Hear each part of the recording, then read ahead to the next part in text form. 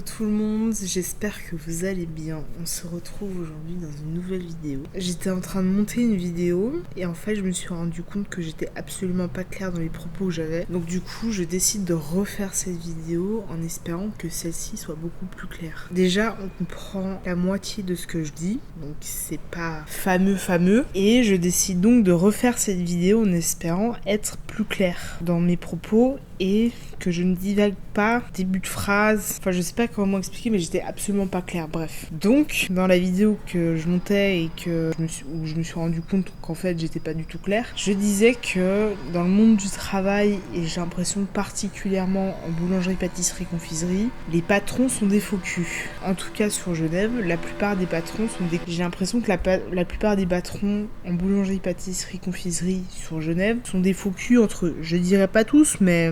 pour la plupart, oui. Et en fait, il se trouve que l'entreprise formatrice dans laquelle j'étais est littéralement en train de couler. Cette entreprise, je pense, d'ici quelques mois, voire quelques années, je dirais 5 ans, c'est déjà beaucoup trop, mais je dirais maximum 5 ans, coulera, mais je pense que d'ici là, il y aura plus d'entreprise dans laquelle j'ai fait mon apprentissage, et tant mieux, dans un sens. Mais, du coup, je voulais dire dans cette vidéo que c'était vraiment un monde de faux cul. C'est un monde où tu fais semblant de bien t'entendre avec tes concurrents, en fait. Parce que forcément, dans la boulangerie-pâtisserie, il faut être meilleur que son voisin. Bah déjà, l'entreprise formatrice dans laquelle j'étais, à part faire du pain et des pâtisseries traditionnelles, ils faisaient pas grand chose de fou quoi pour se démarquer des autres. Et en fait, l'entreprise dans laquelle j'étais, évidemment, je ne dirai pas le nom de l'entreprise parce que elle se coule toute seule et je pense que dire le nom ne servirait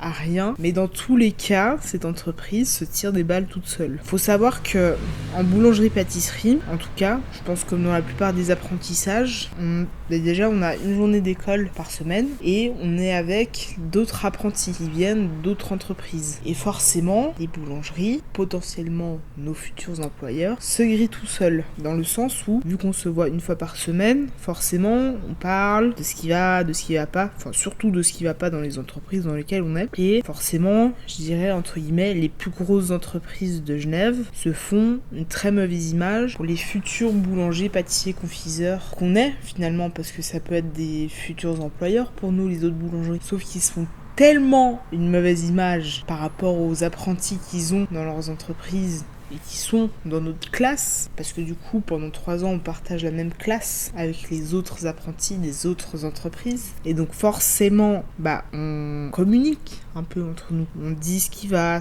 pas, etc.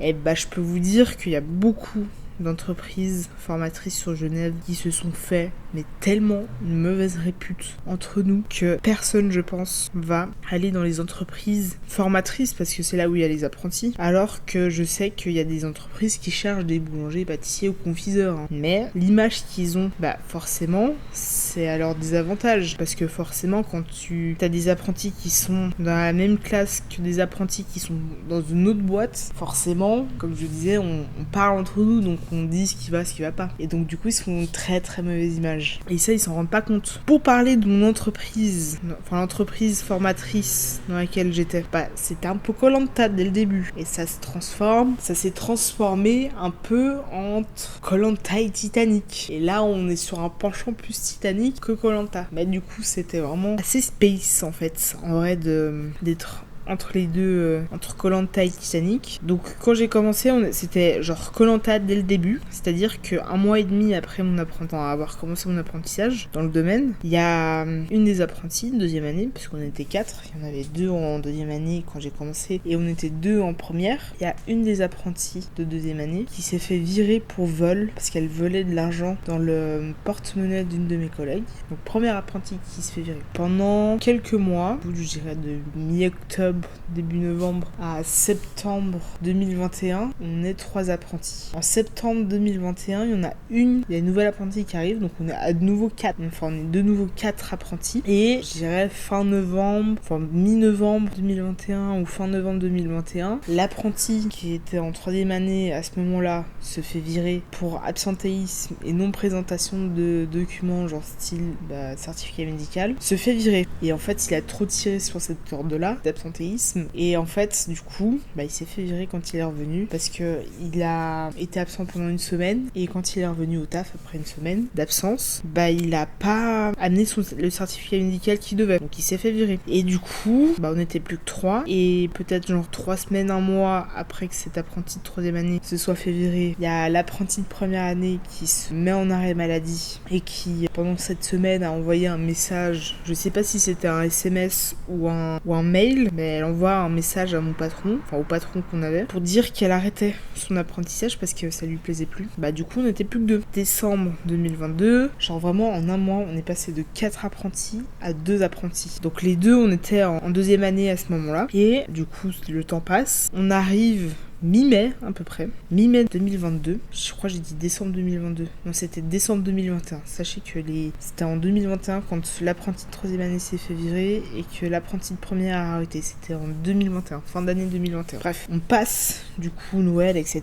et on arrive mi-mai 2022. Mi-mai 2022, j'ai mes CIE, donc c'est des cours, c'est ce qu'on appelle les cours inter-entreprises, c'est des cours pratiques entre guillemets, mais à l'école, donc c'est avec nos camarades de classe, donc nous on était genre 16 je crois, puis on était répartis en 3 groupes, donc 3 jours de cours à l'école, sur 3 groupes différents. Il se trouve que j'ai mes cours inter-entreprises en plein milieu de la semaine, genre mardi, mercredi et jeudi je crois. Et on échange mon jour de congé, donc au lieu d'avoir samedi de congé, on me donne vendredi et je travaille samedi. Ce qui m'arrange du coup pour aller donner la bouffe que j'avais fait à mes cours inter, donc à mes proches et tout, et de pouvoir distribuer. Donc ça m'arrange beaucoup d'avoir vendredi de congé et de pas me coucher trop tôt pour avoir assez de sommeil. Donc on arrive mi-mai. Samedi, je vais au travail pour du coup travailler forcément. Et j'ai un de mes collègues qui s'appelle Bertrand. J'ai fait son dernier samedi. Donc il m'annonce ce jour-là qu'il a trouvé un emploi à Barcelone, qu'il va faire un essai et que il sera plus là quelques mois après. Et sachez que c'était le dernier jour de Bertrand, le samedi que j'ai fait, et que c'était son dernier jour dans l'entreprise dans laquelle on était. Le lendemain, il s'est mis en arrêt maladie et à chaque fois, il rajoutait des prolongations en fait à son certificat médical et en fait son but à lui c'était de se faire virer par les patrons. Parce que si ça marchait pas à Barcelone et qu'il devait revenir à Genève, au moins qu'il puisse toucher le chômage, qui est compréhensible. Et en fait, il avait demandé à nos patrons si c'était possible qu'ils puissent le virer. Et du coup, il redemande le dernier jour où il a travaillé. Puis le patron, il lui fait ma mère, elle sait pas trop. Écoutez, je crois qu'on peut pas virer de frontalier ou je sais pas quoi. Mais gars, tu peux virer n'importe qui, que ce soit frontalier ou non. Cette excuse est bidon. J'ai pas compris le délire de dire ça à mon collègue, quoi. Ça n'avait aucun sens. Surtout, mais vraiment aucun sens ce qu'il a dit. Bref, donc Bertrand se met en arrêt maladie. Les patrons finissent à un moment donné par le virer, quoi.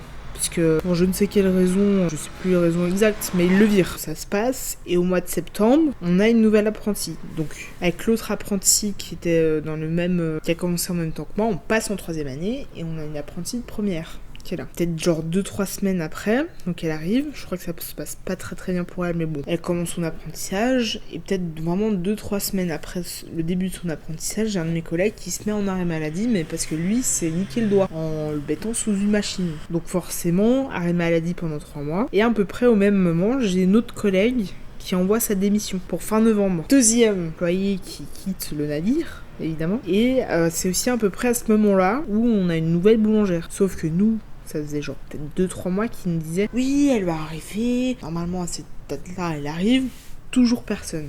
Pour finir, elle arrive genre début septembre, je crois. Où on arrive, voilà, le temps passe, on arrive fin novembre. Donc cette collègue qui avait donné sa démission fin août, début septembre, part. Et l'apprenti de première année, dit à des collègues que sa mère et sa tante, ou son oncle, je sais pas, font un déménagement ou un truc au Portugal, et sa mère et son oncle lui demandent si elle veut venir avec eux. Puis elle dit ça à des collègues. Peut-être genre 3 jours après, elle se met en arrêt maladie. Puis elle prolonge cet arrêt maladie jusqu'à fin décembre, puis à chaque fois elle prolonge.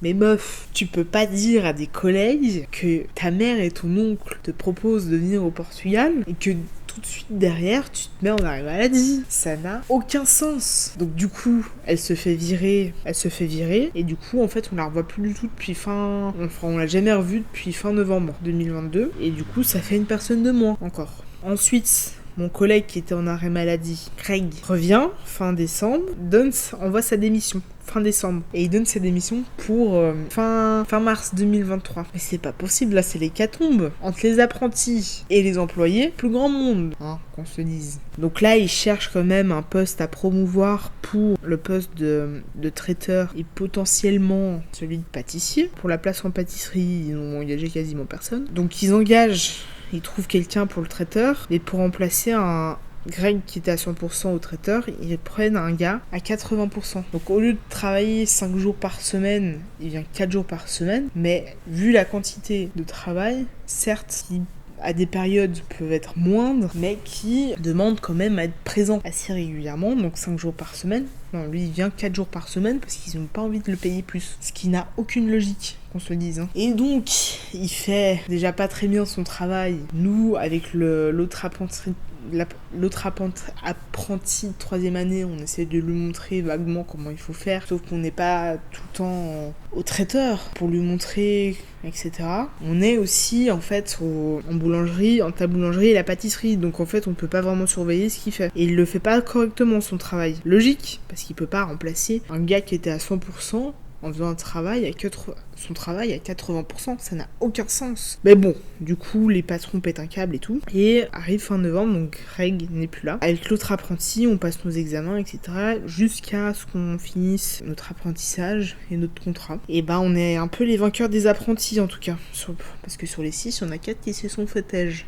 Qui ne sont plus là. Il y a pas longtemps, j'ai appris un des pâtissiers avait donné sa démission genre fin juillet début août, et que du coup sa démission le faisait finir à fin octobre, je crois, de cette année. Il a, je crois, plus de 600 heures à récupérer et 2 ou 3 semaines de vacances encore à récupérer, donc je sais que lui, il n'y aura aucune négociation sur ça par rapport à ses heures et ses jours de congé. Je pense pas qu'il va trouver un terrain d'entente avec les patrons, comme Greg a pu faire. Vraiment, ça me fait beaucoup rire parce que, du coup, là, il y a plus grand monde dans l'entreprise. Et ça me fait beaucoup rire. Honnêtement, c'est ce qu'il mérite. Hein. Vu comment il traitait certains employés, il traite vraiment leurs employés comme des merdes. Et les apprentis aussi. On est tous en heures sup. On fait tous des heures sup comme des cons. Mais c'est ouf quand même. Mais je sais pas, je comprends pas le concept de tirer sur la corde au niveau des employés, de faire comme s'ils voyaient rien, comme si personne ne faisait des heures sup, comme si c'était tout à fait normal. Mais les gars, votre entreprise ne marchera plus. En plus, là, je vous jure que c'est vrai, j'ai balancé. En plus, j'ai oublié quelque chose. Quand je suis arrivée à Bertrand, qui est parti à c'est celui qui est parti à Barcelone. En fait, il a fait son essai à Barcelone, qui s'est bien passé. Il a été engagé dans l'entreprise dans laquelle il avait postulé. Le patron, un des patrons nous avait dit « Oui, mais de toute manière, il a fait son essai, ça n'a pas marché. Il a fait la plus grosse erreur de sa vie, gna gna gna gna gna. » Et quand j'ai dit ça à Bertrand, parce que j'avais gardé contact avec lui à ce moment-là, je vous jure que c'est vrai. Il m'a dit « Mais quel menteur !» Mais en fait, mon patron est un menteur. Enfin, un de mes patrons est un menteur. Mais je comprends pas le concept de mentir sur ça, en fait. C'est un truc de ouf, quand même. Et en plus, un jour, mon patron, il m'a dit... Enfin, il y a eu cette période où il disait que Bertrand n'avait pas réussi, etc. Et que c'était la pire erreur d'aller travailler à l'étranger, etc. Enfin, de déménager dans un autre pays pour faire ce métier. De boulanger, pâtissier, confiseur, etc. Que c'était une grave erreur, qu'il fallait qu'on reste là où on était, etc. Patati, patata, le gros discours. Et genre, peut-être juste après mes examens, il m'a sorti « Non mais vous on a de la chance parce qu'on fait un métier où on peut voyager, où on peut travailler dans un autre pays, patati patata ». Mais j'étais là, mais quel mytho, c'est un truc de ouf quand même, de mentir comme ça aux gens, c'est un truc de barge. Donc là je vais balancer, parce que très sincèrement je m'en fous. Qu'on me grille avec cette vidéo parce que je balance sur la boulangerie-pâtisserie, sachez que je m'en fous. Parce que déjà, il y a une phrase qui dit « La vérité se fait toujours savoir » ou un truc un peu comme ça. Sachez que je m'en tape, parce que cette vérité elle sort aujourd'hui, ok ? Cette vérité, elle est dans cette partie de la vérité de ce métier, fait partie de cette vidéo. L'entreprise formatrice dans laquelle j'étais, déjà, les patrons ne foutent rien. Ils s'en branlent. Ils en ont mais rien à foutre. Il faut savoir que l'entreprise formatrice dans laquelle j'étais, il y a le big boss, le père, qui a été patron, c'est toujours pour nous, les employés, le patron. d'accord? Le seul et l'unique. Il a il a récupéré la boîte de son propre père et il a charbonné 7 jours sur 7 pour cette entreprise, qu'elle se fasse une répute, cette entreprise. Et il suffisait que ses 2 fils récupèrent la boîte, que celle-ci commence à couler. Le père, il a plus de 70 ans, d'accord? Il est censé être à la retraite depuis 10 piges, ok? Je vous jure sur la vie de ma mère que le papa, il y tient à sa boulangerie. Il fait pas confiance, je suis sûre, à ses propres fils qui ont récupéré la boîte, qui est d'ailleurs en train de couler, qui coule comme le Titanic. Je vous jure, les fils, je sais pas dans quelle capacité ils ont, mais ils ont pas la capacité de tenir une entreprise. C'est pas une entreprise, c'est l'entreprise de leur père et leur grand-père. Ils arrivent pas à tenir l'entreprise familiale. C'est grave quand même. On arrive à un stade où même eux ne se rendent pas compte qu'elle coule. C'est-à-dire que là, ils se font une répute de gens qui n'arrivent pas à travailler. Ils n'arrivent pas à travailler. C'est un truc de barjot. Mais en plus, le pire, c'est qu'ils se rendent pas compte. Mais c'est pas possible de pas se rendre compte que l'entreprise familiale coule. Mais tout le monde le sait en plus que c'est à cause des fils qu'elle coule. Ils en branlent pas une. Ils font rien.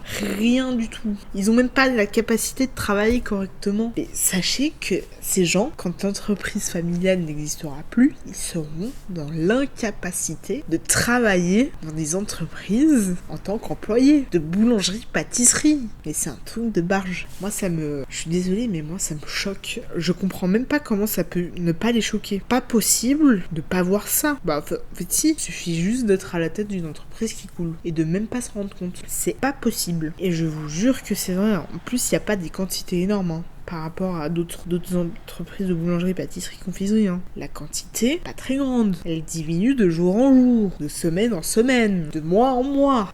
Qu'on se le dise. Rien ne va dans cette entreprise. Déjà, alors quand j'ai commencé les commandes, ça allait, et ils ont commencé à changer toutes leurs commandes. Payez moins. Sauf que la plupart des produits, comme le beurre, ils achètent peut-être moins cher, mais ils achètent de la qualité. Ils achètent pas de la qualité. Ils achètent tout sauf de la qualité pour le beurre. Le beurre est médiocre. C'est de la merde à travailler, surtout en été. Le beurre ne sert à rien. Ils ont changé de beurre, payé moins cher, mais déjà t'as beaucoup plus de plastique, et le beurre c'est de la merde. Mais ils achètent quand même ce beurre. C'est un truc de fou quand même. Ils préfèrent payer moins que qualitativement. Ils achètent pas de la qualité pour faire des produits de qualité. Ça n'a aucun sens. Mais aucun sens. C'est fou quand même.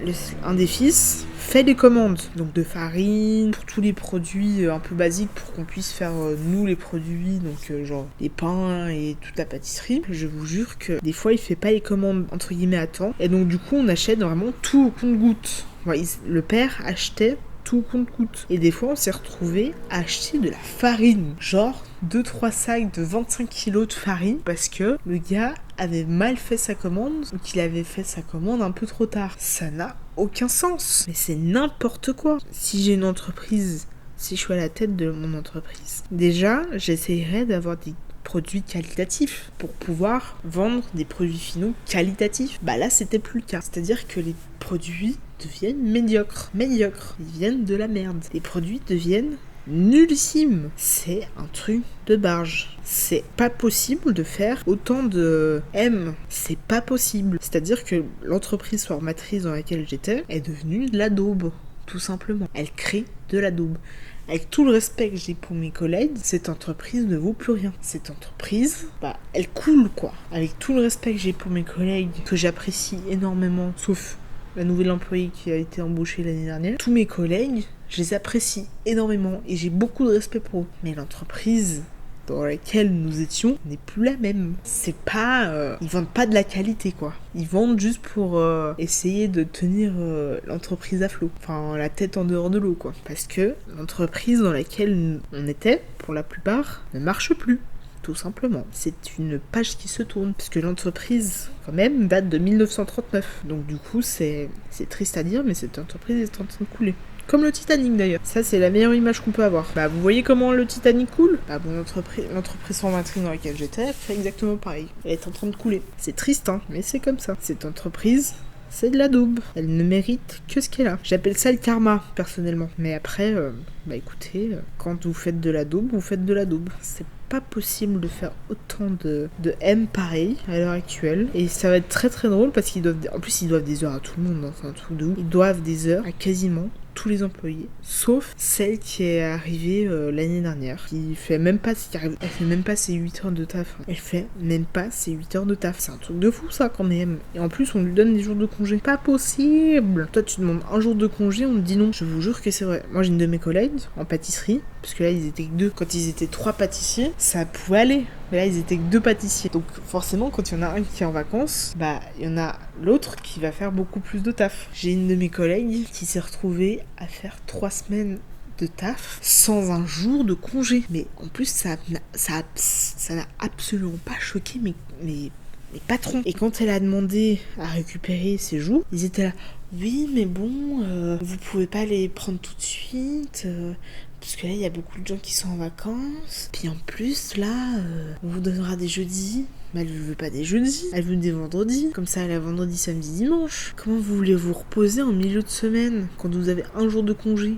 Vous pouvez pas, c'est impossible. C'est pas possible. Tout ça, c'est pas possible. Et là, début août, rebelote. 3 semaines de travail sans un jour de congé. Et en plus, là, c'était pire, c'est qu'elle était vraiment toute seule. Toute seule pendant presque 10 heures, je crois, de taf. Ça n'a aucun sens. Et ça choque même pas mes patrons qu'elle soit toute seule à travailler en pâtisserie. Je veux bien qu'il y ait pas forcément énormément, entre guillemets, de travail, mais quand t'es toute seule pour faire 2-3 postes, je peux vous dire, c'est chaud quand même. Quand vous êtes toute seule à tenir le stock pendant 2 semaines, c'est compliqué quand même des fois. Et ils en ont rien à branler, mes patrons. Ça les a pas choqués qu'elle ait pas un jour de congé pendant 3 semaines et qu'elle travaille seule à je ne sais combien de postes pour essayer de tenir les stocks à flot, quoi, pour qu'il y ait du stock dans le congèle à mettre en magasin. Ça n'a aucun sens. Je trouve ça mais tellement choquant et ridicule de leur part. En fait, ça m'étonne même pas que ça entende couler et que ce soit la merde en ce moment. Très sincèrement, c'est bien fait pour eux. J'appelle ça le karma, personnellement. Très sincèrement, c'est vraiment bien fait pour leur tête. Parce que là, très sincèrement, c'est que ce qu'ils méritent. C'est vraiment des gens pas cool, hein, mes patrons. Autant mes collègues, c'est des gens hyper sympas, mais alors autant mes patrons, c'est des CONS. C'est vraiment des gens qui ne servent à rien. À rien. J'espère qu'elle va couler rapidement, cette boîte. Ça fera un concurrent de moins pour les autres boulangeries-pâtisseries. Et ça, c'est bien. Ça, c'est cool. Ça, c'est vraiment très très bien. Je vais arrêter cette vidéo ici parce que je sens que je vais me répéter, enfin que je vais faire du radotage, que je vais m'égarer dans cette vidéo et honnêtement, non, je vais juste m'arrêter là tout simplement. Donc on se retrouve dans la prochaine vidéo, n'hésitez pas à mettre un commentaire, à mettre un pouce si vous avez aimé cette vidéo et surtout abonnez-vous à ma chaîne en espérant que cette vidéo vous a plu et on se retrouve dans la prochaine vidéo. Tchuss.